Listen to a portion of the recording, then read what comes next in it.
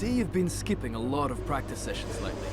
Keep in mind that practice is useful to get used to the track, improve your car setups, and also helps us gather data for car development. Make sure you don't jeopardize your results by taking these sessions too lightly. Carl, I think you need to calm down. I'm not taking practice sessions too lightly. If anything, I'm being smart. I'm getting everything I need to do done in FP1, and then I'm conserving the engine for the rest of the weekend. Bet you didn't think of that one, did you? But anyway, guys, welcome to a brand new video. This is episode number 50, half a century. If I was a cricketer right now, I'd be raising my bat, and you all would be cheering. That is not the case. You're all saying, where's the next episode of Career Mode, Ben? It's here. Welcome. This might be a midnight upload. This will probably be a midnight upload. But yeah, that's the way things go.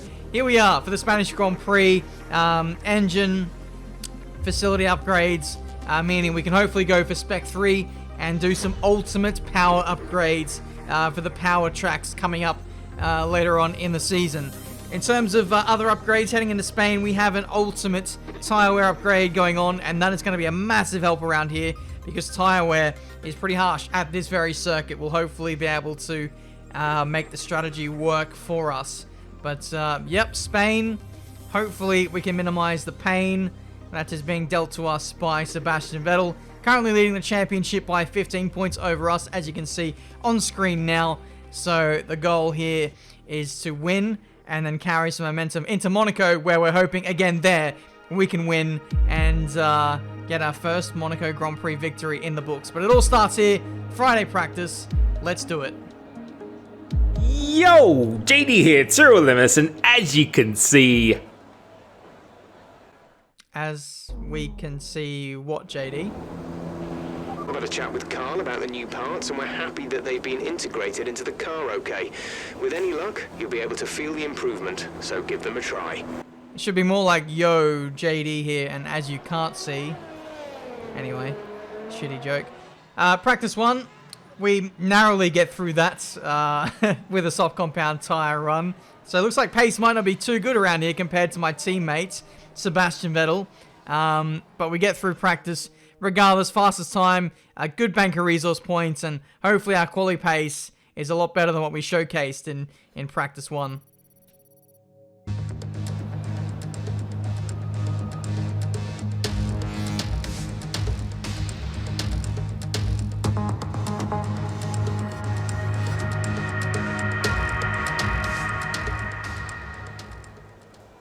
It's quali time for the Spanish Grand Prix, and let's see if we can make it another 1-2, maybe, in this Spanish Grand Prix. Don't count on any kind of qualifying 1-2. That is not my bag, baby.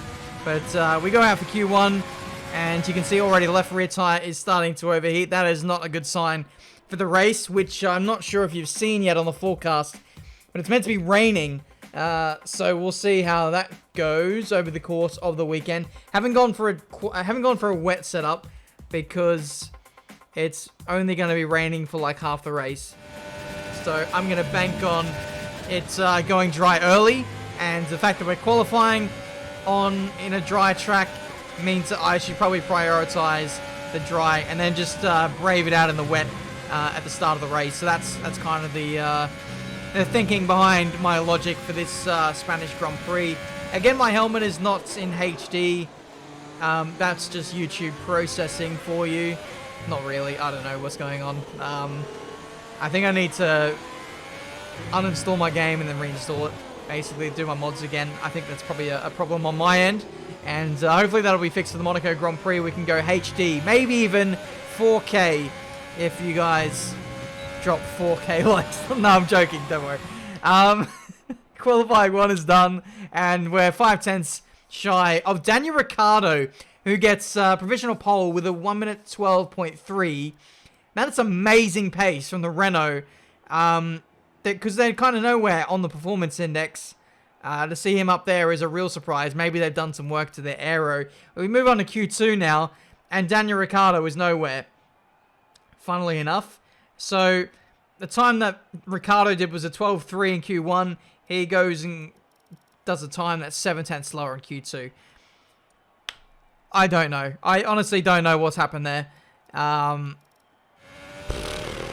Your guess is as good as mine, really. And the fact that Sebastian Vettel went faster on a medium compounded tyre in Q2, some absolute wizardry was going on in that session, despite it being a relatively normal session. It was really weird. Anyway, we move on to Q3, and I burned 2 sets of soft compound tyres in Q1. I'm always a bit slow at the start of qualifying. I don't know why. I should really just do 1 lap at the end of the session, because the track might just be far too green at the start of Q1. And everyone just gets faster. It's rather odd.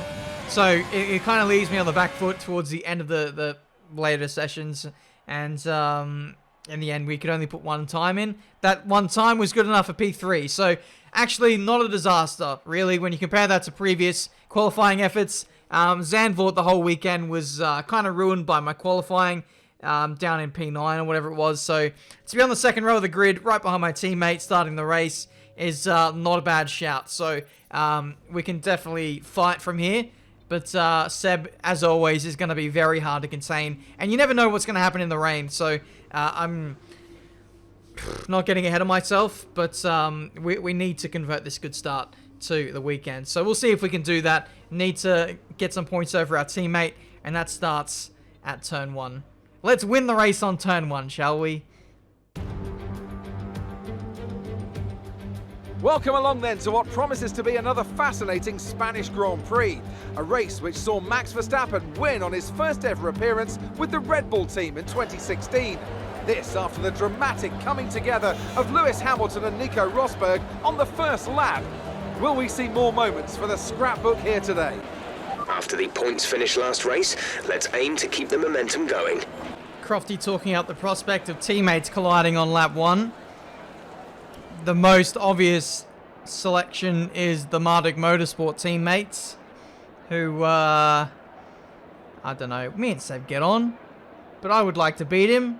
I did say I was going to win the race at turn 1, so we'll have to wait and see how that goes, but as you can see, rain at the start and then clearing off, and we're going to have a dry race towards the end of the race. So we need to survive this opening stanza of weather, and we'll go from there. Away we go for the Spanish Grand Prix, and it's not a great start from me, as bloody always. Heading into turn 1, we're going to go up into overtake. I'm not even going to have the chance to attack my teammate into turn 1. I don't know why I was so optimistic for this start, especially in the rain, where it is wheel spin city. But we managed to hold on, or do we? We run wide at turn 3, and that gives Verstappen a little look at us into turn 4. We're going to have to just be very careful on this opening lap. The grip doesn't seem to be there, especially at turn 3. Left rear tyre is already overheating, and that is not a great sign at all. Not at all.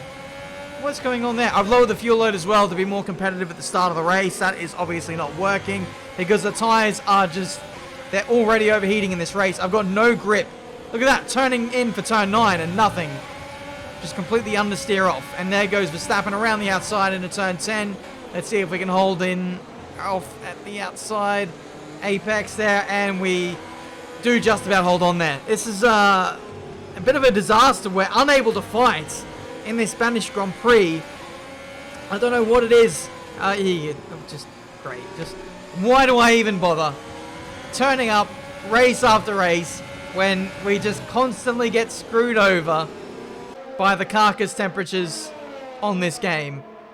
It's an absolute joke. The AI are unaffected, and the longer you play this game, the worse it gets.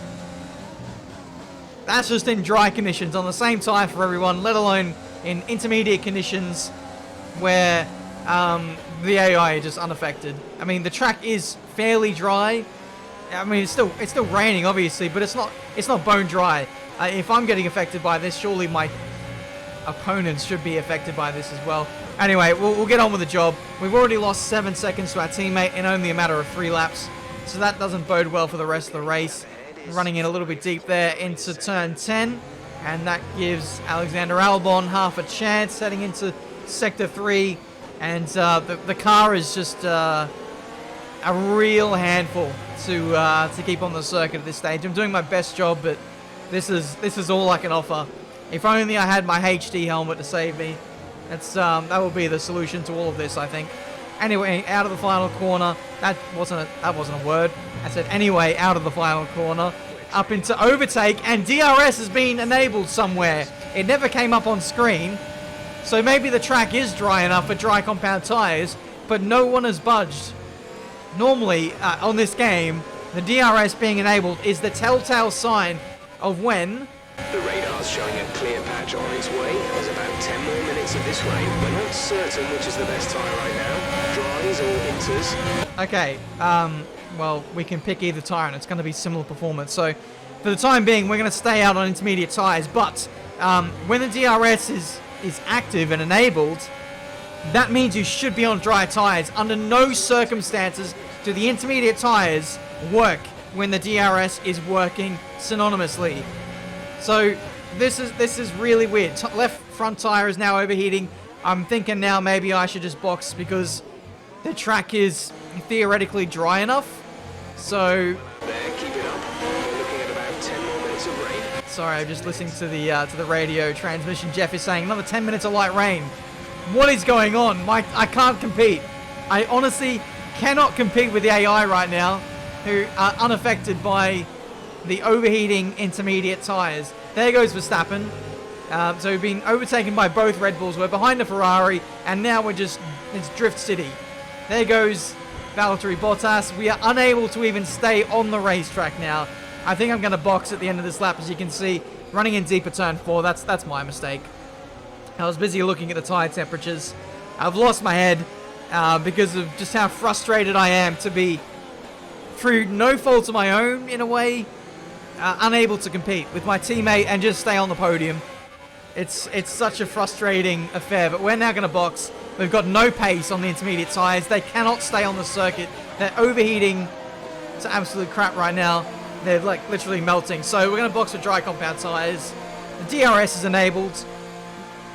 The tyres aren't working. This is the only solution. So we're going to go in and we're going to box the medium compound tyres, and we're going to hope that the AI don't respond for a little while and we're able to jump them. So we'll see as we rejoin on the circuit. 2.6 second stop. We did ask Jeff like 3 or 4 laps ago what the condition of the weather was, and he said that even back then, many laps ago, that he didn't know which tyre was the right one to be on, and that was 3 or 4 laps ago. The track has dried since then. But out onto the circuit we go, and you can see we're not struggling. We don't have optimal grip, obviously, but the tyres, crucially, are not going blue. They're not losing a whole shed load of temperature. As you can see, we run wide there at turn 10, sorry, which isn't great.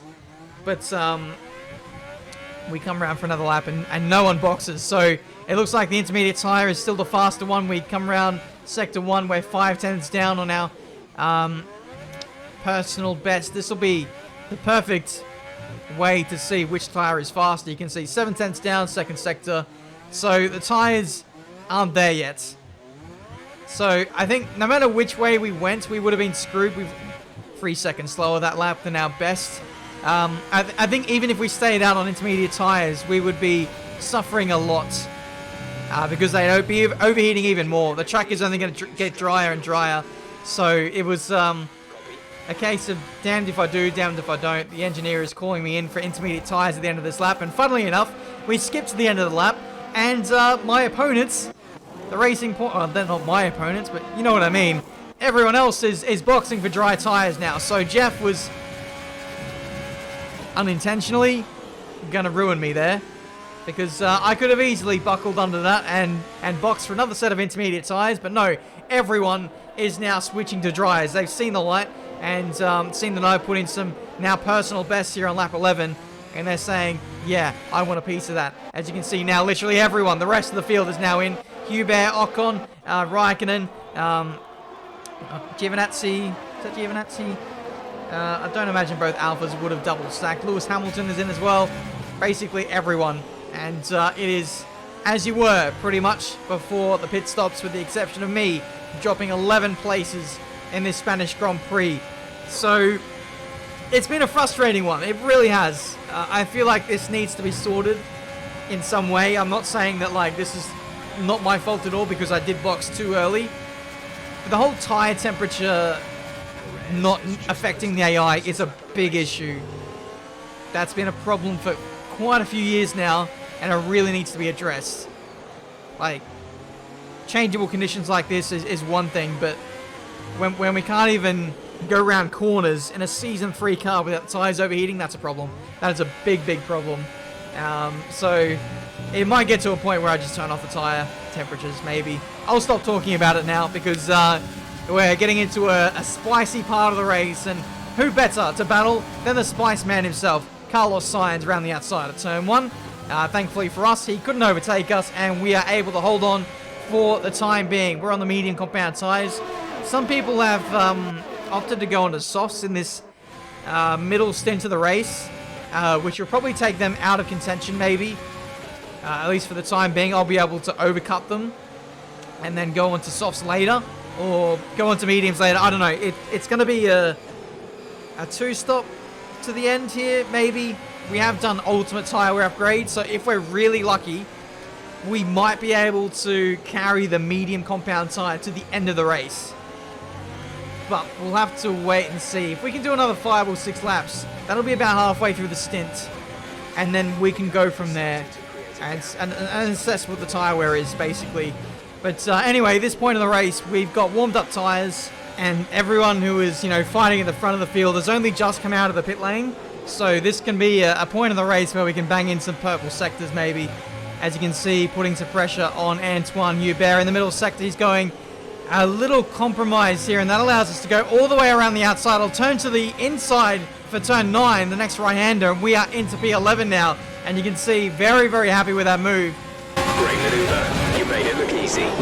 Same too with Jeff. He's very, very happy with that because it is very, very hard to overtake here at Spain. The dirty air is a big thing of resistance which you need to fight against, and it makes life very, very hard. I'm also very bad out of the last chicane, the last corner, which prevents me from overtaking at the most conventional corner on the circuit. So we're having to do things a little bit differently here in Season 3. We really struggled in Season 2, but we are using the downforce of this Marduk Motorsport car to overtake in unconventional areas of the circuit. Thank you very much. Sebastian pumping in a purple lap of a 1 minute 16.1.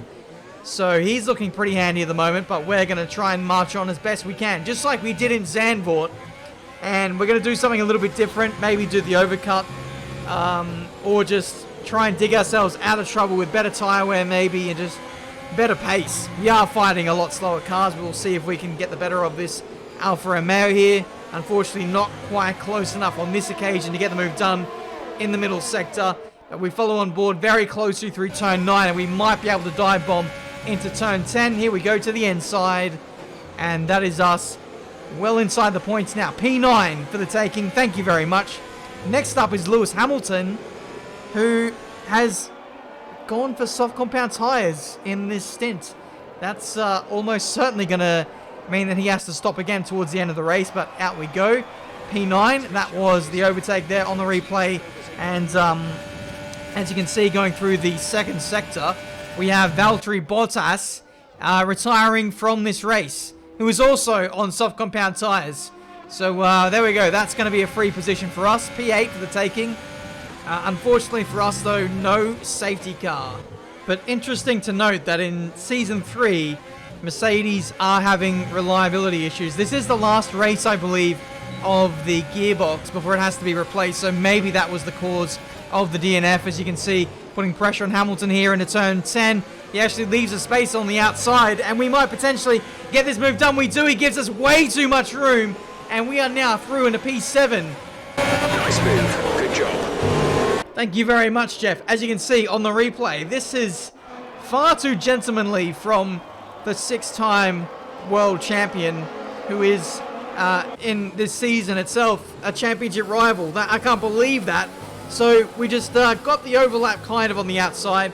He left us a bit of space, and then that turned into the inside for the right-hander through turns 11 and 12. So there we go. We've got the job done, and now we're quickly fighting past Lance Stroll here as we go up the inside into turn number 5. That puts us up in a P6. So we're making some really handy progress now in this Spanish Grand Prix. Lewis Hamilton, this is literally the lap after I've overtaken him. And he's learnt from me. And he's pulled the same move, pretty much, that I did to him. Albeit it's taken Lewis a little bit longer to get the move done.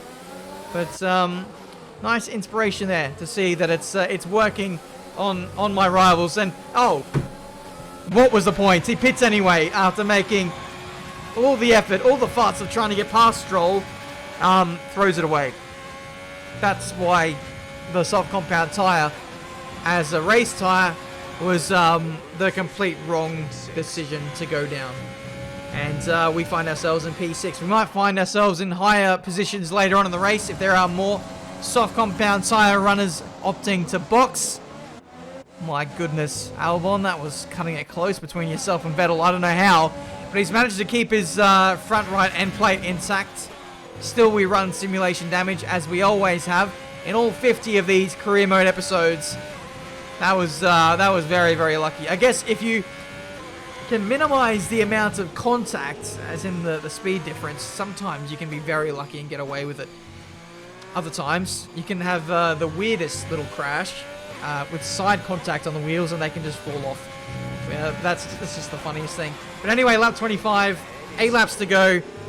We decided quite a few laps ago now that we're going to actually stay out to the end of the race. As you can see, Daniel Ricciardo, the provisional pole man in Q2, Q1,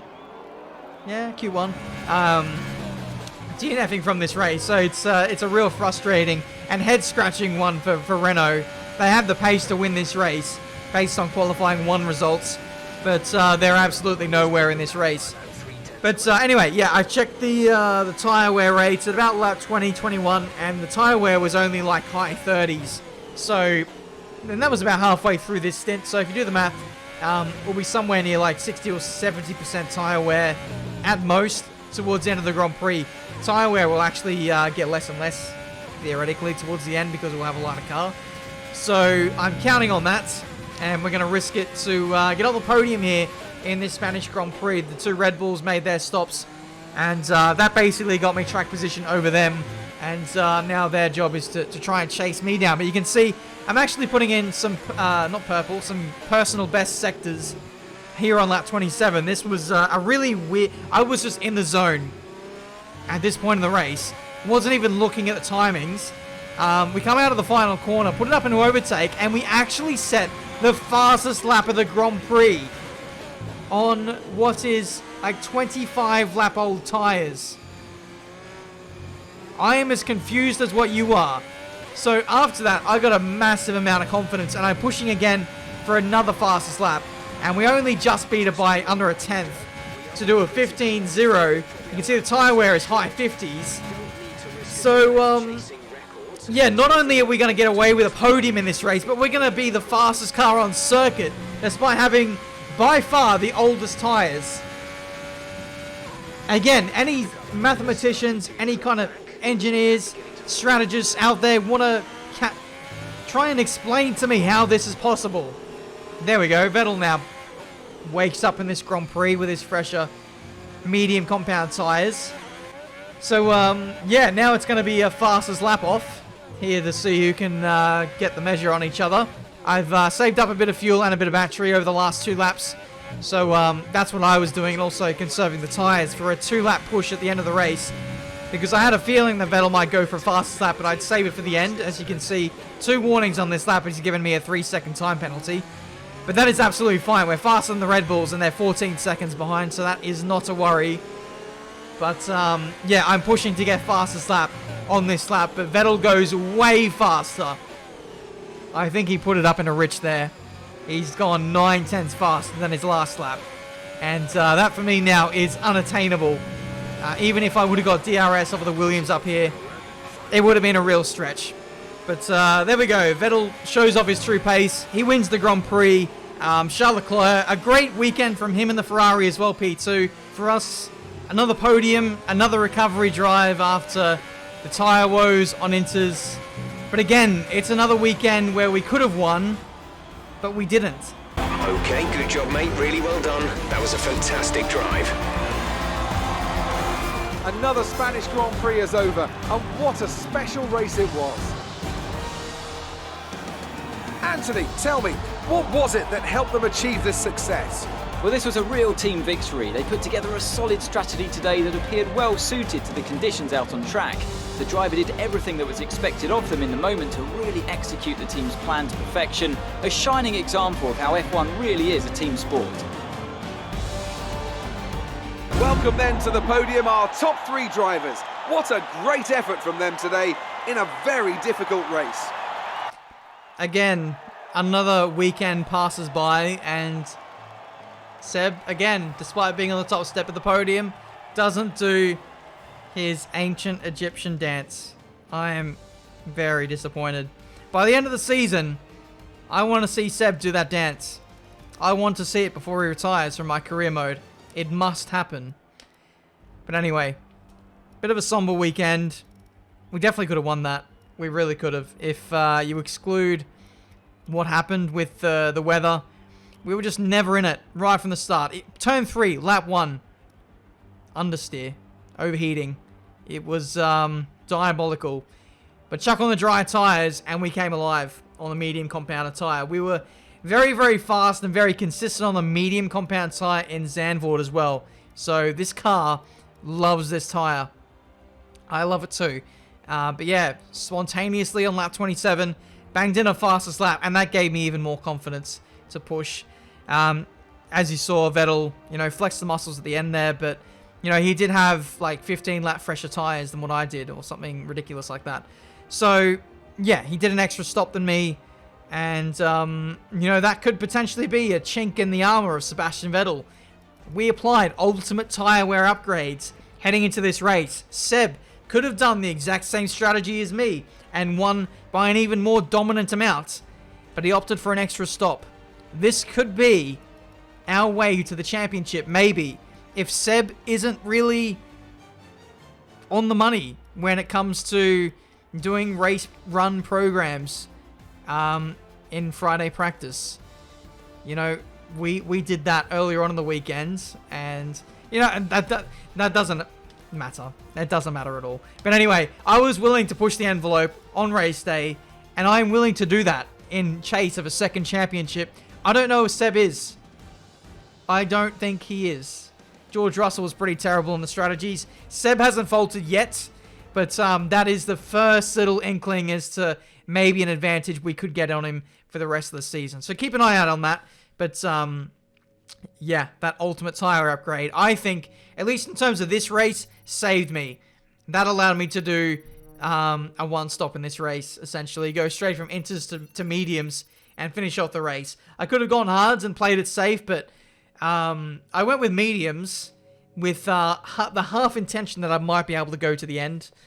But I guess my strategy was to box for softs near the end, just in case, to play it safe.